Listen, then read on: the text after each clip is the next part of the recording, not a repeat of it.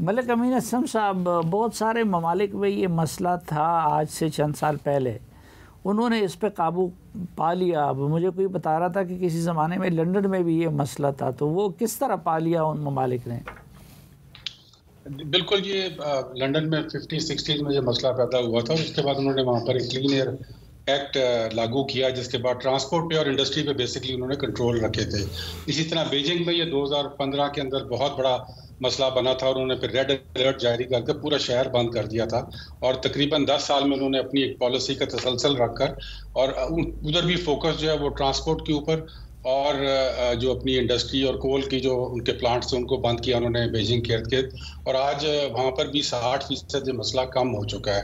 तो इसके सॉल्यूशंस मौजूद हैं और सॉल्यूशंस हमारे पास भी जो है वो एनलिस्टेड हैं। यहाँ पर जिस तरह मैंने आपको बताया, कोर्ट्स के अंदर भी गया है काम और पॉलिसीज स्ट्रेटजीज भी बनी हुई हैं, लेकिन उसके बावजूद जिस तरह डॉक्टर साहब फरमा रहे थे कि कल यहाँ पर जो एक रिपोर्ट आई है उसमें 15,000 केसेस वायरल इन्फेक्शन के सिर्फ एक दिन में लाहौर में रिपोर्ट हुए हैं। वर्ल्ड बैंक के मुताबिक तकरीबन 6% ऑफ आवर जीडीपी जो है वो हम लूज कर रहे हैं बिकॉज ऑफ एयर पोल्यूशन। तो इसका जो हल है वो तो कोई रॉकेट साइंस नहीं है, सबको पता है क्या करना है और वो मैं भी आप कहेंगे तो आपको सब लिस्ट कर दूंगा। मेन मसला ये है कि हमें पॉलिटिकल कमिटमेंट दरकार है over a long period of time, और उसके लिए मेरा ख्याल में अब वक्त आ गया कि एक चार्टर ऑफ एनवायरनमेंट साइन किया जाए तमाम पॉलिटिकल एक्टर्स की तरफ से और 10 साल के लिए एक तसलसल के साथ जो स्मॉग की पॉलिसी है उस पर अमल दरामद किया जाए, चाहे कोई भी हुकूमत आ जाए। जब तक वो नहीं होता, आई थिंक ये मसला हल नहीं होना। और ये मसला जैसे मैंने आपको बताया कि इसके जो सॉल्यूशंस हैं, मतलब एग्रीकल्चर के अंदर एक हैप्पी सीडर टेक्नोलॉजी है जो कि स्टबल को जो आप बर्न करते हैं उसको वो प्लाउ बैक कर देती है और साथ ही आपकी वीट की सीडिंग भी हो जाती है, वो मौजूद है। इसी तरह ट्रांसपोर्ट के अंदर इलेक्ट्रिक व्हीकल्स की पॉलिसीज भी हैं और इलेक्ट्रिक व्हीकल्स की ऑप्शंस और फाइनेंशियल इंसेंटिव्स भी मौजूद हैं, जहां पर हमें इलेक्शन ट्रांसपोर्ट के अंदर जो व्हीकल टेस्टिंग का निज़ाम है उनकी हेल्थ का वो लगाने की ज़रूरत है और उसकी भी पायलटिंग हो चुकी है पाकिस्तान के अंदर। इसी तरह मैस ट्रांजिट सिस्टम्स की तरफ जाने की ज़रूरत है जो कि क्लीन फ्यूल पर चलें। इंडस्ट्रीज़ के अंदर यहाँ पर स्टील मिल्स जो लगे हैं उनमें उनकी तो मेरे ख्याल में रीलोकेशन की ज़रूरत है लाहौर से बाहर, लेकिन जो अभी हैं वहाँ पर उनके ऊपर स्क्रबर्स लग चुके हैं। जिस तरह आयशा ने बताया कि जो ब्रिक किल्स हैं तकरीबन 10,000 के ऊपर इस वक्त वो ज़िग-ज़ैग टेक्नोलॉजी लगी है। दोनों में मसला ये है कि दोनों को चलाने के लिए बिजली दरकार होती है और वो उनको लगा तो दिए, चलाते नहीं हैं क्योंकि मॉनिटरिंग का फुकदान है। तो ये तमाम मसाइल जो है ये इनका हल मौजूद है और इनकी ऑप्शंस भी मौजूद हैं कि किस सेक्टर में क्या स्टेप्स लिए जाएं। सिर्फ पॉलिटिकल कमिटमेंट जो है वो इस वक्त मिसिंग है, वो हमें बहुत ज़रूरी है। अब इस वक्त देख लें, एक अफसोसनाक बात है कि यहाँ पर जो मेन लाहौर शहर है तकरीबन आपका समझ लें कि ये 1.5-2 करोड़ की आबादी जो है तकरीबन एक मौत के कुएं में फंसी हुई है, लेकिन जो यहाँ के मेन पॉलिसी मेकर्स है कोई भी पाकिस्तान में मौजूद नहीं है इस वक्त। चीफ मिनिस्टर नहीं है, लोकल जो पंजाब की मिनिस्टर एनवायरनमेंट वो नहीं है, जो फेडरल मिनिस्टर एनवायरनमेंट यहाँ पर नहीं है। तो ये पॉलिटिकल कमिटमेंट दरकार है। दूसरा जो एक और मैं बात करना चाहता हूँ कि ये क्रॉस बॉर्डर इशू भी है। ये कहना कि ये सिर्फ एक पॉलिटिकल स्टेटमेंट है, ये गलत है। यहाँ पर जहाँ से इंडिया भी जाती है पोल्यूशन, इंडिया से जहाँ भी आती है, इसीलिए इसका हल एक रीजनल लेवल पे भी ज़रूरी है। और वो दुनिया में जिस तरह जो एशियन कंट्रीज़ हैं उनमें 10 ममालिक ने 2002 के अंदर एक एग्रीमेंट साइन किया था कि एयर पोल्यूशन पे हमारे और इख्तलाफात ज़रूर रहेंगे, लेकिन एयर पोल्यूशन पे हम लोग रीजनली मिलकर इस मसले को हल करेंगे और वहाँ पर मसला हल हुआ फिर। तो इसी तरह इंडिया के साथ हमें भी बैठ के ये बात करने की ज़रूरत है कि ये एक रीजनल इशू है और इसके ऊपर जो इक़दाम उठाए जाएँ वो यहाँ पर भी हों और वहाँ पर भी हों। और बल्कि एशियन कंट्रीज़ ने तो एक मुश्तरका फ़ंड भी बनाया था जिसके ज़रिए वो दोनों 10 ममालिक के अंदर वो ऑपरेट करता था। तो वो पता नहीं हो सकता है कि नहीं हो सकता, लेकिन ये डायलॉग होना ज़रूरी है, डेटा शेयरिंग ज़रूरी है बिटवीन आवर नेबर्स, क्योंकि इस मसले का हल सिर्फ पाकिस्तान अकेला नहीं कर सकता। इसमें जो हेज़ है वो इस वक्त इंडिया पाकिस्तान पर छाई हुई है। दोनों ममालिक में विंड की डायरेक्शन चेंज होती है, कभी एक तरफ ज़्यादा होती है, कभी दूसरी तरफ ज़्यादा हो जाती है। तो इसका मसले का हल भी रीजनल लेवल पे होना है। तो अगर जिस तरह क्रिकेट में आप हटदर्मी कर रहे हैं या आपसे बातचीत करने के लिए तैयार नहीं है, खेलने के लिए तैयार नहीं है, तो इस मसले को उनके साथ हमें बावर कराने की ज़रूरत है।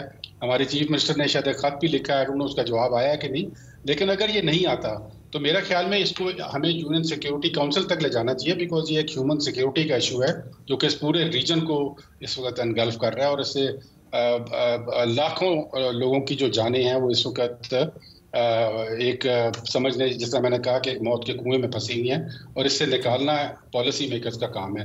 और तीसरी जो आखिरी चीज़ मैं सब बताना चाहता हूँ वो बड़ी इंपॉर्टेंट है कि हमें डेटा गैदरिंग और डेटा जो इकट्ठा करने के लिए हमें एयर क्वालिटी मॉनिटरिंग स्टेशन चाहिए, जो नहीं है मौजूद इस वक्त। अंग्रेजी की एक कहावत है कि if you want to manage it you have to measure it.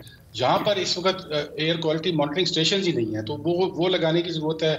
Lahore में सिर्फ एक मॉनिटरिंग स्टेशन चल रहा है, यहाँ पर 10 मॉनिटरिंग स्टेशन की ज़रूरत है। उसकी फंडिंग भी मौजूद है वर्ल्ड बैंक से। अगर पॉलिटिकल कमिटमेंट हो और मेरे ख्याल में अक्रॉस द बोर्ड तमाम पार्टीज की तरफ से कंसेंसस के साथ ये काम होना चाहिए और over a long period of time होना ज़रूरी है। ठीक है, आयशा खान साहब आप क्या ऐड करना चाहेंगी? देखिए, मैं सिर्फ इतना ऐड करना चाहूँगी कि जो सॉल्यूशंस हैं जो हम खुद कर सकते हैं पहले हमें वो करनी चाहिए। तो हमें इन्वेस्टमेंट्स जहाँ करनी चाहिए वो है मास ट्रांजिट में, उसकी तरफ हम जा नहीं रहे हैं। हमें स्मॉग चेक्स व्हीकल्स का करना चाहिए, वो हम कर नहीं रहे हैं। हमें यूरो 5 फ्यूल प्रोवाइड करना चाहिए, वो हम कर नहीं रहे हैं। अगर हम थोड़ा सा स्टेट की तरफ से ये इनिशिएटिव्स लेने की ज़रूरत है। दूसरी तरफ मैं ये भी कहना चाहूँगी कि हम लोग सब, हमारी एक आदत बन गई है कि हम एक ब्लेम गेम की तरफ चले जाते हैं, ये इसकी वजह से हुआ, ये उसकी वजह से हुआ। सिटीजन्स को ख़ुद भी जिम्मेदारी लेने की ज़रूरत है। मैंने कभी अपने मुल्क में एक सेंस ऑफ कम्युनिटी नहीं देखा कि अपने मोहल्ले के अंदर ही आप चले जाएँ और आप कोशिश करें कि हम कार पूलिंग कर लेंगे, या हमारे बच्चे अगर एक ही स्कूल में जाते हैं तो हम कार शेयर कर लेंगे, या अपनी कुछ ऐसी प्लानिंग कर लेंगे कि हमारी अपनी एमिशंस रिड्यूस हो जाएं। हम सिर्फ बैठे रहते हैं और ये कहते हैं कि हुकूमत ने कुछ नहीं किया। अगर हुकूमत से ही आप चाहते हैं तो आप फिर उसके लिए सड़कों पे निकल के अपनी डिमांड भी नहीं एक्सप्रेस करते। मैंने कभी नहीं देखा कि लोग पिछले 20 साल से ये जहर आलूदा हवा जो सांस के ले रहे हैं, कभी आपने लाहौर में या किसी और मुल्तान में या किसी और शहर में देखा कि लोग कोई बड़ी रैली निकाल के चले हों कि भाई हमें साफ़ एयर चाहिए? तो साफ़ पानी, साफ़ हवा, ये तो हर शहरी का हक होना चाहिए। तो इसके लिए अगर आप अपनी डिमांड नहीं जनरेट करेंगे तो हुकूमतें तो कभी वो काम नहीं करती जो उन्हें करना चाहिए जब तक उन पे प्रेशर नहीं आता। तो ये सिटीज़न्स की तरफ से इस पे मेरा ख्याल है ज़्यादा फोकस होना चाहिए। दूसरी, मलिक अमीन असलम साहब ने जो बात की ट्रांस बाउंड्री कोऑपरेशन की, मैं एग्री करती हूँ। ट्रांस बाउंड्री कोऑपरेशन की ज़रूरत है, लेकिन इल्ज़ाम तराशी की ज़रूरत नहीं है, क्योंकि दोनों तरफ लोग रहते हैं, चाहे वो पाकिस्तानी हो चाहे वो हिंदुस्तानी हो, वो एक पोल्यूटेड एयर ब्रीथ कर रहे हैं। और ट्रांस बाउंड्री का मतलब इसलिए ये ज़रूरी है कि इसके लिए आपको एक एयर शेड अप्रोच लेने की ज़रूरत होती है कि एक जियोग्राफिक एरिया आप उठाते हैं, उसके अंदर जो टोपोग्राफी है, जो टेम्परेचर है, जो ह्यूमिडिटी है, जो बाकी सारे फैक्टर्स हैं, वो एक जैसे होते हैं और उसके अंदर रह के आप वो ट्रीटमेंट प्लान बनाते हैं, तब वो इफ़ेक्टिव होता है। चाइना ने भी ये किया। यूएस में, कैलिफोर्निया में, लॉस एंजलिस में आपको पता है कि कितनी ज़्यादा पोल्यूशन थी। वहाँ पे 1970 में इसका क्रेडिट प्रेसिडेंट निक्सन को जाता है कि उन्होंने एनवायरमेंटल प्रोटेक्शन एजेंसीज शुरू की, EPAs की रेगुलेशंस निकली, क्लीन एयर प्रोटेक्शन बिल निकला। फ़र्क सिर्फ ये है कि इन बाकी ममालिक में जब ये लॉज पॉलिसीज़ बन जाती हैं तो वो इन्फोर्स की जाती हैं। ठीक, हमारे यहाँ भी बनी हुई है लेकिन इसकी इन्फोर्समेंट कोई नहीं कर रहा। ठीक, डॉक्टर साहब, बतौर पेशेंट या बतौर इंसान एहतियाती तदाबीर क्या हो सकती है? जी, पहले तो बात आयशा ने की, ये इंसानियत की अब बात हो रही है। इंसानों की, चाहे वो रीजन में कोई भी मुल्क हो, कोई भी सोसाइटी हो या कोई भी मज़हब हो। आपने बहुत काम किया है कोविड में और पहले दिन से। मैं समझता हूँ कि ये भी एक उसी किस्म का, आप उसको एपिडेमिक कह लें, पेंडेमिक कह लें या रीजनल पेंडेमिक कह लें, ये कोविड ही की तरह है, क्योंकि हालात वही हैं।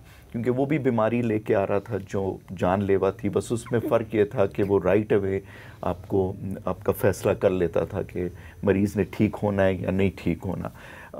यहाँ पे ये है कि ये बीमारियाँ आपको लॉन्ग टर्म जो है ना वो लोगों को परेशानी में मुब्तला करेंगी, जिसमें फेफड़ों की बीमारी है, जिसमें दिल की बीमारियां हैं, जिसमें दिमाग की बीमारियां हैं। और उसमें दिमाग की बीमारियां भी कोई आम बीमारी नहीं होगी, उसमें अल्जाइमर्स है, डिमेंशिया है, यादाश्त ख़राब हो जाएगी लोगों की, पार्किंसन डिज़ीज़ है, चलने फिरने के नहीं रहेंगे लोग।